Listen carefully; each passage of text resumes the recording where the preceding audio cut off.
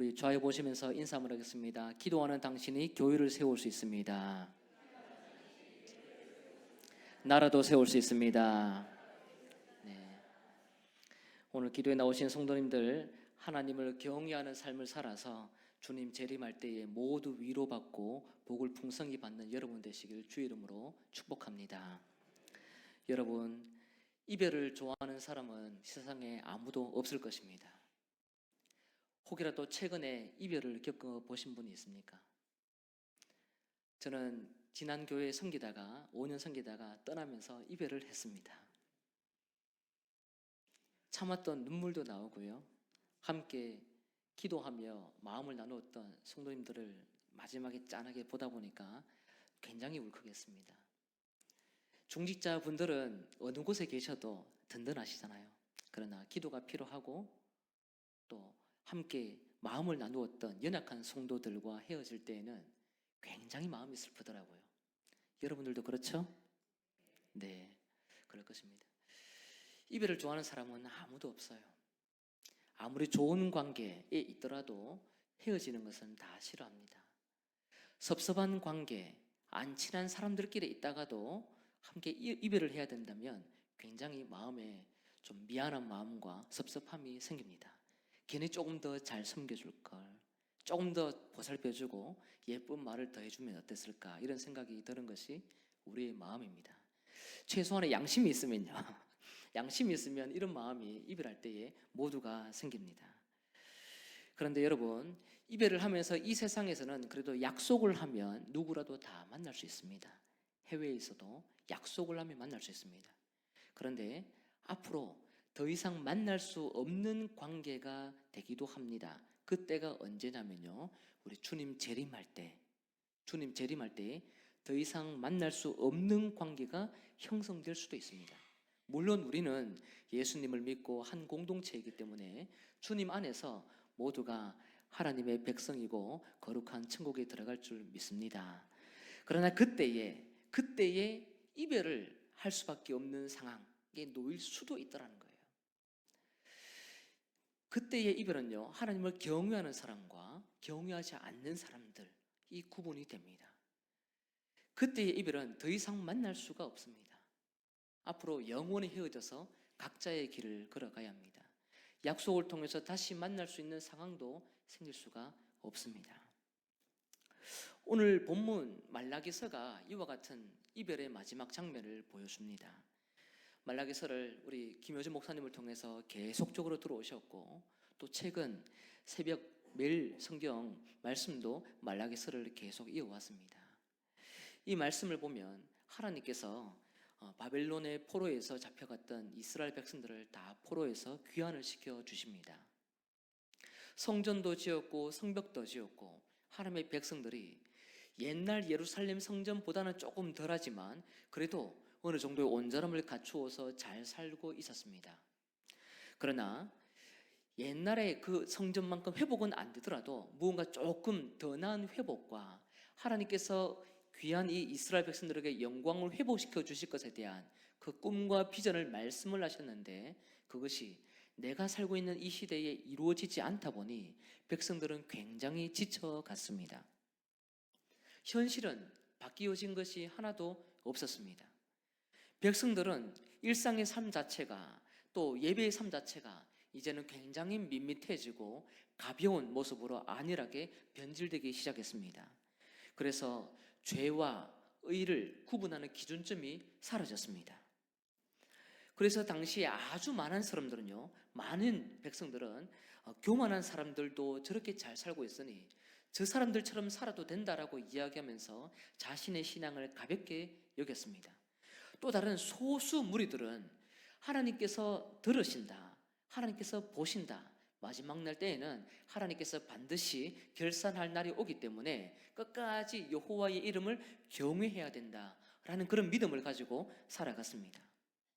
여호와를 경외하지 않는 사람들, 그리고 여호와를 경외하는 사람들, 그들의 끝은 어떻게 될까요? 그들은 마지막 때에 무엇을 경험하게 될까요? 그 내용이 오늘 본문에 기록이 되어 있습니다. 첫 번째로 죄인을 심판하시는 하나님이 여호와를 경외하지 않는 자들을 기다리고 있습니다. 한번 따라해볼까요? 죄인을 심판하시는 하나님. 네, 말라기서 4장 1절을 함께 읽으면 좋겠습니다. 함께 읽습니다. 시작. 만군의 여호와가 이르노라. 보라, 영광로 불 같은 것이 이르니 교만한 자와 악을 행하는 자는 다 지푸라기 같을 것이라. 그 이르는 날에 그들을 살라 그 뿌리와 가지를 남기지 아니할 것이로되. 아멘. 이 말씀은 교만한 사람들을 대상으로 마지막에 어떤 일들이 일어날지에 하나님이 말씀하시는 내용입니다. 본문에 보면 교만한 사람, 악을 행하는 사람이 나옵니다. 이 교만한 사람들을 하나님은 기다리고 있어요. 하나님은 의인들만 기다리시는 것이 아니고요, 교만한 사람들도 기다려주고 있습니다. 무엇을 위해서요? 심판을 하려고 기다리고 있습니다. 착한 사람에게만 상 주시는 하나님이 아니라 잘못되게 살아간 사람들도 하나님이 기다리고 있습니다. 그날과 그때는 모르지만 이 땅에서 여호와를 무시했던 자들에게 하나님께서 반드시 마지막 그날에 찾아오십니다. 여호와를 경외하는 자뿐만 아니라 경외하지 않는 자에게도 그날은 동일하게 임하게 됩니다. 교만한 자들도 임하게 됩니다. 이 교만한 사람들은 어떤 삶을 살아갔습니까? 우리 지난번에도 한번 살펴봤습니다만 3장 13절에서 15절을 한번 보면 이런 내용들이 있습니다. 그들은 하나님을 자기들의 말로 공격을 했습니다. 하나님을 대적했습니다. 하나님을 섬기는 것은 너무나도 헛되다. 명령을 지키는 것은 이제 유익이 없다. 금식을 해봐라. 밤에 철야를 해봐. 바뀌는 것이 있나? 하나도 바뀌는 것이 없어. 하나님 섬기는 것은 헛된 것이야. 예배? 아무 데서나 드리면 되지. 교회? 내 교회가 왜 중요해? 어느 곳에서든지 그냥 제산해서 제사 드리면 되지. 소삭감 없이 하나님은 어느 곳에 무소부재된 곳이기 때문에 하는 그런 하나님이기 때문에 어디든지 예배를 드려도 돼. 가볍게 그냥 드리면 돼. 헌금? 대충 드리면 돼. 주문에 준비해서 내면 돼. 있는 만큼 드리면 돼. 최소한 하나님의 부끄럽지 않을 정도만 내면 돼. 예배?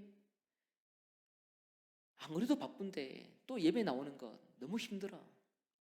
교제하는 것, 요즘 세상이 얼마나 바쁜데 시간을 낭비해. 봉사하는 것, 일주일 내 직장에서 얼마나 바쁘게 살아가는데 내가 봉사할 시간이 있겠나? 내가 봉사하면 누가 내 인생 책임져? 하나님 앞에 할 수 없는 이야기들이 끊임없이 하나님 앞에 들려지도록, 듣지 않는 것처럼, 그런 들려지는 것처럼 이야기를 하고 있습니다. 주변에 봐라. 아무렇게 살아도 모두가 잘 살고 있는 사람들이 저 세상에 얼마나 많아. 교만한 자들이 더 번성하니까 오히려 그 사람들이 더 복되다라고 이야기할 수 있지 않겠나. 정의의 하나님은 계시지 않아.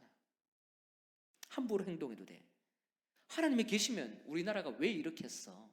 라고 이야기를 했던 사람들이 많았습니다. 하나님을 시험하면서 함부로 말을 하는데 세상은 그대로 있고 하나님도 그대로 있습니다. 그러니 아무런 변화가 일어나지 않고 있어요. 이런 말을 해도 하나님은 움직이지를 않고 있습니다. 하나님은 마치 존재하지 않는 것처럼 그들에게 여겨졌습니다. 그것을 하나님은 말로 하나님을 대적했다고 표현합니다. 하나님은 백성들로부터 언제 소외되었을까요? 왜 하나님은 소외를 했을까요? 하나님은 왜 이들에게 계속적으로 침묵을 하는 것일까요? 우리는 하나님의 그 속을, 그 때를 다 알 수는 없습니다. 그런데 중요한 것은 과거에 하나님께서 선지자를 통해서 말씀하신 약속을 반드시 성취하신다는 사실입니다. 우리는 때를 모르지만 그러나 하나님은 내뱉은 말을 주워 담지 않으시는 살아계신 하나님이고 행동하시는 하나님입니다. 사실 하나님이 이 정도 자기를 대적하는 이야기를 들으면 저 같으면 당장이라도 나타나서 회초리 한번 댈 것 같습니다. 여러분 같으면 어떻게 하시겠어요? 한번 회초리 대고 다시 잠시 사라지시면 그래도 좀 무언가 이 백성에게 하나님이 계시다라는 것이 알려지지 않을까라는 생각이 듭니다만 하나님은 욕을 들으면서도 끝까지 침묵하고 계십니다. 하나님은 언제부터 귀가 먹고 벙어리가 되었을까요? 하나님은 정말 이들의 말처럼 세상에 계시지 않는 것일까요? 더 이상 신으로서 역할을 하기를 싫어하는 것일까요? 욕을 먹고 있으니 욕하는 그 백성들에게 찾아가기를 이제 거부하는 그런 하나님이실까요? 이런 자들에게 하나님은 과연 마지막 때에 어떻게 반응하실까요? 4장 1절을 보면요, 다시 화면을 보시면 만군의 여호와가 이르노라 보라 어떤 날이 이르라고 합니까? 용광로 불같은 날이 이른다고 말합니다. 어떤 날이라고요? 용광로 불같은 날이 교만한 자와 악을 행하는 자에게 임합니다. 이들의 마지막 날에는 특별한 체험을 합니다. 용광로 불같은 날을 체험합니다. 용광로 불을 다른 성경 번역 성경으로 보면 지푸라기 같은 것, 들판의 초계 같은 것, 지푸라기 같은 것들이 바짝바짝 메말라서 사라지는 것을 의미합니다. 여름 태양에 의해서 지푸라기가 그을러지고 마침내 타버려서 존재했던 것이 더 이상 존재하지 않는 그런 상태가 바로 교만한 자들과 악인들이 마지막에 겪을 심판의 내용입니다. 거룩한 왕의 언약, 거룩한 하나님의 뜻, 그 주권적인 자비를 무시했던 사람들은 화형을 당하는 것처럼 바짝바짝 메말라 들판에서 자연스럽게 건조되어지는 그 날씨에 의해서 타서 사라지는 것처럼 화형보다 더 무서운 심판을 경험하게 됩니다. 뿌리가 사라집니다. 가지도 사라집니다. 앞으로 새롭게 나올 만한 싹이 더 이상 존재할 수 없도록, 더 이상 싹이 나올 수 없도록 완전 모든 부위를 싹둑 잘라내는 것이 하나님의 심판입니다. 어떤 부위도 더 이상 생존할 수 없도록 만들어내는 것이 하나님께서 작정하신 이들에 대한 마지막 모습입니다. 성장은 불가능합니다. 성장은커녕 번성은커녕 존재 자체가 상실됩니다. 기존에는 하나님이 주인임에도 불구하고 주인을 무시했으니 자기들이 주인이었지 않습니까? 말을 가볍게 하고 가볍게 행동한다는 것은 자기가 주인이잖아요. 그렇지 않습니까? 하나님이 주인인 것을 알면 함부로 말을 못하죠. 그러니 하나님 없는 것을 함부로 말을 냈으니 이들은 자기가 주인이었습니다. 자기가 주인처럼 살다가 하나님이 마지막에 주인으로 등장할 때에는 모든 자기가 주인이라고 주장했던 사람들은요, 이 땅에서 다 사라지게 됩니다.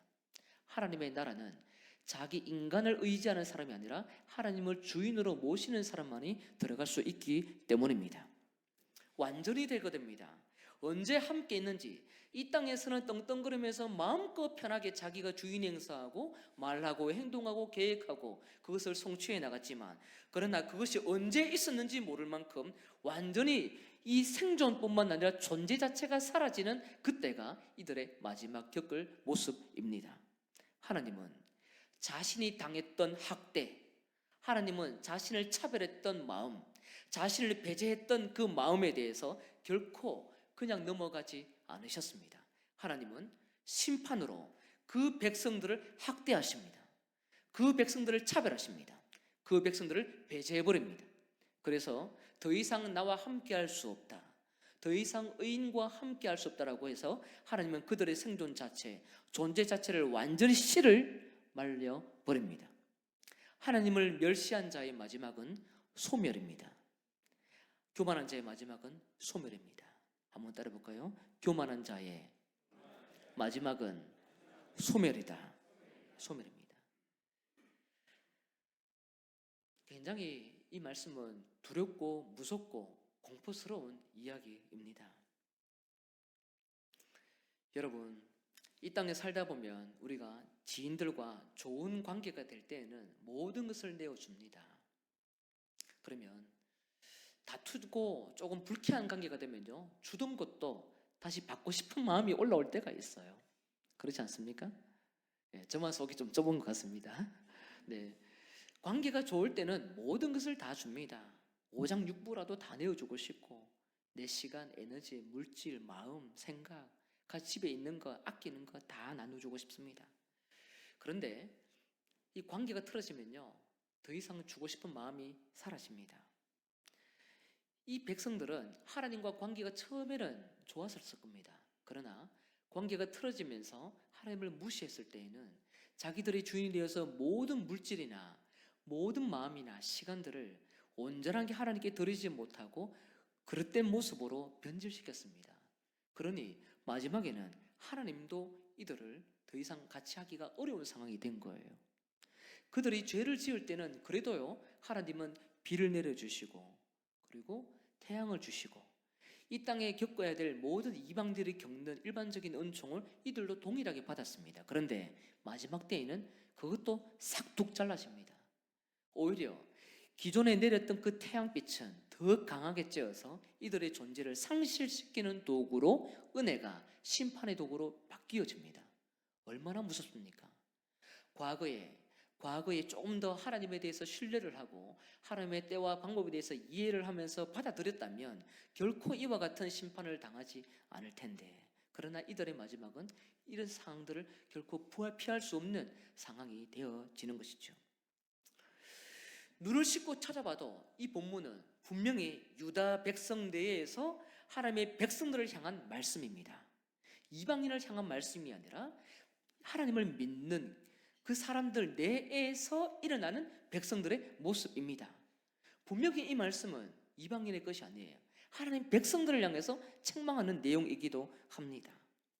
섭리에 대해서 회의를 품는 사람, 함부로 말하고 예배에 대해서 일상에 대해서 가볍게 여기는 사람, 결코 내가 가만히 있지 않는다라는 하나님의 강력한 심판의 경고이지요. 유감스럽게도 이와 같은 심판은 이 백성들만 받은 것이 아닙니다. 에돔 족속도 받습니다. 말라기서 1장 2절에서 4절을 한번 보면 좋겠습니다. 함께 천천히 읽을까요? 시작. 나 여호와가 말하노라. 에서는 야곱의 형이 아니냐. 그러나 내가 야곱을 사랑하였고 에서는 미워하였으며 그의 산들을 황폐하게 하였고 그의 산업을 광야의 이리들에게 넘겼느니라. 에돔은 말하기를 우리가 무너뜨림을 당하였으나 황폐된 곳을 다시 쌓으리니 하거니와 나 만군의 여호와는 이르노라. 그들은 쌓을지라도 나는 흘리라. 사람들이 그들을 일컬어 악한 지역이라 할 것이요 여호와의 영원한 진노를 받은 백성이라 할 것이며. 아멘. 하나님은 야곱과 에서 중에서 야곱을 선택했습니다.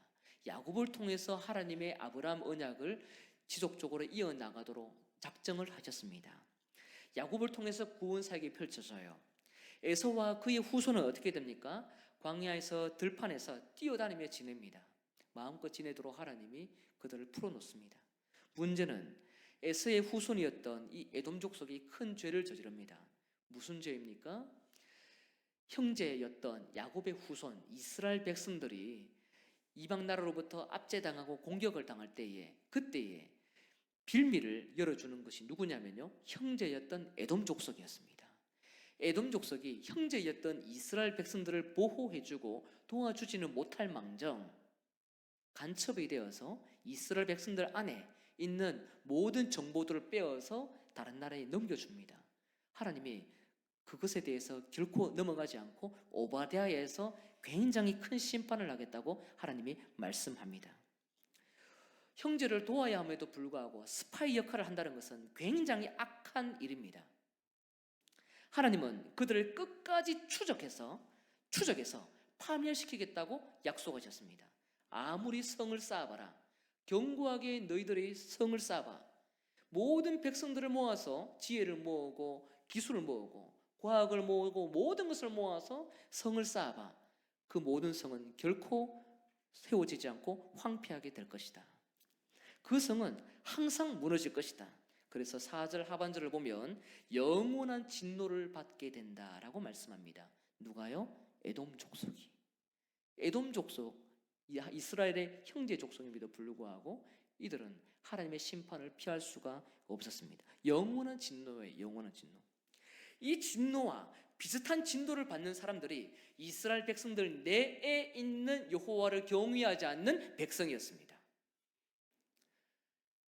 에돔이 그와 같은 일을 저질렀다면 오히려 이스라엘 백성들 내에서는 동일하게 그래도 여호와를 경외하는 마음으로 조금 살면서 두려운 마음으로 살아야 됨에도 불구하고 오히려 악인처럼 살아가고 교만한 사람처럼 살아갔습니다. 매를 벌었고 심판을 벌어낸 것이지요.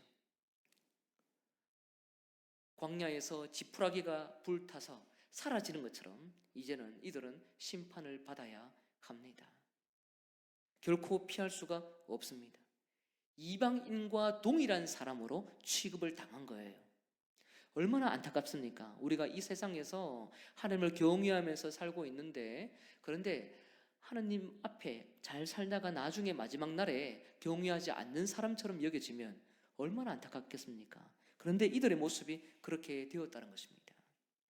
이들은 아마 이와 같은 하나님의 말씀을 들었을 때에 온몸에 식은땀이 났을 겁니다. 바짝바짝 긴장이 되었을 겁니다. 왜냐하면 하나님이 계시지 않는 것처럼 행동했는데 하나님이 나타났기 때문이지요. 바로 웃기는 영신교회 모든 성도님들은 심판에서 열애되는 은혜가 있으시길 주 이름으로 축복합니다. 두 번째입니다. 의인을 구원하시는 하나님입니다. 함께 읽습니다. 시작. 의인을 구원하시는 하나님. 이제 하나님을 경외하는 사람들, 그 사람들의 마지막은 어떻게 될 것인가? 라는 질문이 생깁니다. 4장 2절을 보면 이런 말씀이 있습니다. 내 이름을 경외하는 너희에게는 공의로운 해가 떠올라서 치료하는 광선을 비추리니 너희가 나가서 외양간에서 나온 송아지같이 뛰리라. 아멘. 여호와를 경외했던 사람들은 하나님께서 들으시고 보시고 주목한다는 것을 알고 백성의 자리를 지켰습니다. 하나님의 자리를 침노하지 않았습니다. 백성 자기의 자리를 지켰습니다. 하나님을 하나님으로 대접했습니다.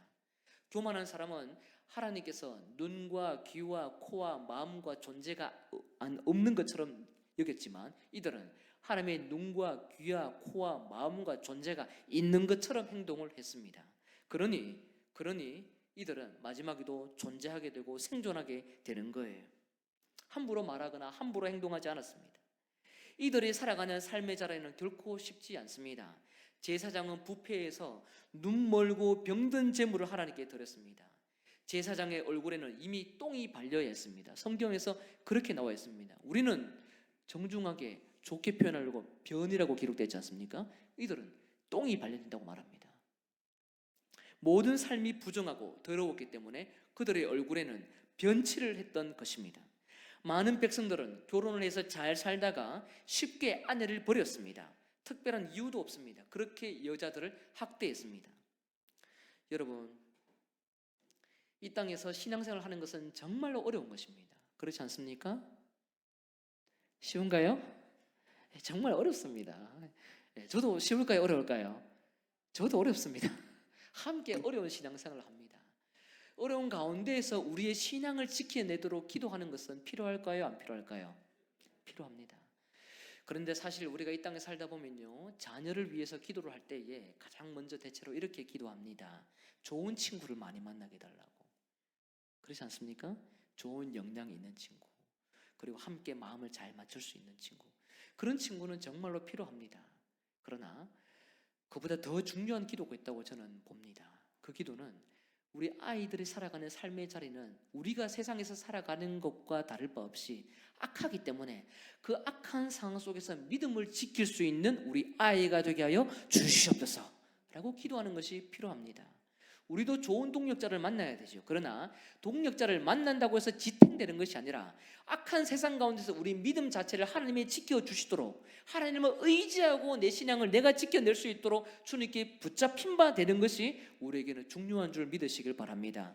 좋은 친구 못지않게 우리가 악한 세상에서 살아남기 위해 하나님이 우리를 주목하고 우리가 하나님께 주목을 해야 우리의 신앙이 생존할 수 있게 되는 것입니다.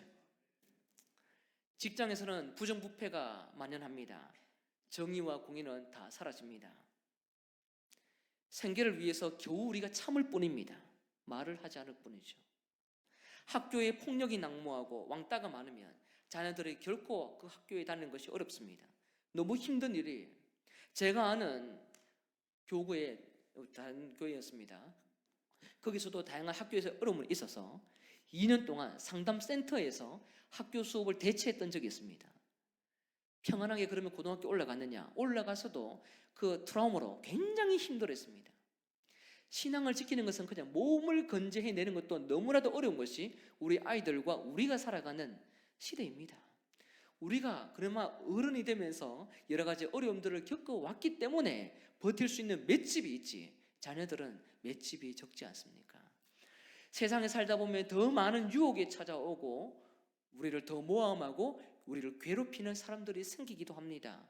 그때의 시험 들어서 넘어갈 때도 있습니다. 그때에도 우리에게 필요한 것은요, 하나님 어디 계십니까? 라고 하는 것이 아니라, 하나님 나를 주목하시고 나를 살피시고 나를 인도해 주십시오. 하나님은 살아계십니다라는 그 고백인 줄 여러분 믿으시길 바랍니다. 이런 가운데서 하나님께서 특별하게 하나님을 경외했던 사람들에게 주어지는 은혜가 있습니다. 그 마지막 날에 겪게 되는 은혜인데요, 4장 2절을 보면 이런 말씀이 있습니다. 우리 같이 천천히 한번 읽어볼까요? 시작. 그러나 내 이름을 경외하는 너희에게는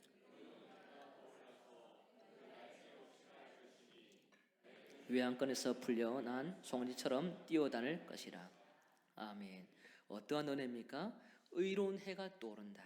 특별한 태양이 떠오릅니다. 특별한 해가 떠오릅니다. 그 해의 이름은 의로운 해입니다. 의로운 해. 의롭다라는 것은 괴로움을 당한 약자들에 대해서 하나님께서 보상해 주는 의로움입니다. 의롭게 살아가는 사람들만 누릴 수 있는 하나님의 의로움의 복이 태양의 빛으로 나타난다는 것이죠. 그 빛이 날개를 달고 누구에게 찾아갑니까? 의로운 사람들에게 다 찾아가서 회복의 역사, 치료의 역사, 은혜의 역사를 만들어 주십니다. 그 빛은요, 기존에 하나님을 경외하지 않았던 사람들에게는 절대로 찾아가지 않습니다. 그들은 메마른 광야에서 바짝바짝 불빛이 나서 타서 사라지는 그런 불입니다. 오늘 본문의 마지막에 경험되는 의로운 사람들을 경험하는 것은 빛입니다. 태양의 아름다운 빛, 그리스도의 아름다운 빛, 하나님이 가지고 있는 속성의 아름다운 빛이 의롭게 살아간 백성들 한 명 한 명의 마음, 상처받고 찢어지고 다쳐지고 감정 상하고 정신과 약을 먹으면서 버텨왔던 성도들의 그 모든 마음을 하나님께서 만지실 그때가 온다라고 말씀하고 있습니다. 그래서 외양간에서 풀려난 송아지처럼 마음껏 자유로워지고 마음껏 자유를 누리고 해방을 얻게 됩니다. 갇혀 있다가 해방을 얻는 것이죠. 많은 무리들 속에 하나님을 경외하지 않는 그 무리들 속에 살다가 이제는 풀려나서 하나님과 동행하고 치료된 모습으로 살아가게 되는 것입니다. 무리 속에 있을 때에는 자기들은 너무나도 소수인 집단입니다. 작은 한 사람에 불과해요. 몇몇 되지 않을 수 있습니다. 그렇지 않겠습니까? 그런데 몇몇 되지 않은 자유가 없는 그런 영역 공동체에서 이제는 외양간을 뛰쳐나와서 송아지가 즐겁게 뛰노는 것처럼 작은 그 무리에서 멈춰있던 폐쇄적이었던 그 모든 상황으로부터 뛰쳐나와 하나님께서 주시는 그 자유를 누리게 되는 것이 의로운 자들이 경험하게 되는 은혜입니다. 여러분, 소를 키워보셨습니까? 질문을 자주 해서 죄송합니다. 저는 소를 키워봤습니다. 저희 아버지께서 키우셨던 소를 옆에서 저도 키웠습니다. 몇 마리 안 키웠습니다. 송아지가 태어나면 피가 잔뜩 묻어 있습니다. 끈끈하죠. 그 양수 때문에 끈끈합니다. 어미소가 다 핥아줍니다. 다 닦아줘요. 시간이 지나면 이 송아지가 다리에 힘을 가지고 스스로 일어납니다. 넘어졌다가 일어섰다가 넘어졌다 일어섰다 반복하면서 일어납니다. 그러다가 한 공간 안에 있다가 이제 어느 정도 크면 공간이 조금 더 넓은 데로 갑니다. 처음에는 다른 소들과 함께 있으면 다칠까봐 보호를 위해서 작은 공간에 두지만 시간이 지나면 조금 더 넓은 곳으로 풀어주기도 합니다. 저희 집 우산은 작았습니다. 작지만 그러나 그 작은 공간을 뛰쳐나올 때는요, 굉장히 즐거움이 있고 자유가 있고 기쁨이 있는 거예요. 소가 그런 생각 안 했겠습니까? 나도 어른이 되어가는 중이구나. 나도 즐겁구나. 나도 저기와 함께, 저 소들과 함께 있으니 마음이 기쁘다라고 생각하지 않겠습니까? 이스라엘 백성들의 여호와를 경외했던 사람들은 너무나도 작은 집단이지만 주님이 찾아오시고 또 이 땅 가운데 하나님께서 마지막 날 그때에 찾아가셔서 위로해 주실 때에는 그 외양간을 다 뛰쳐나갑니다.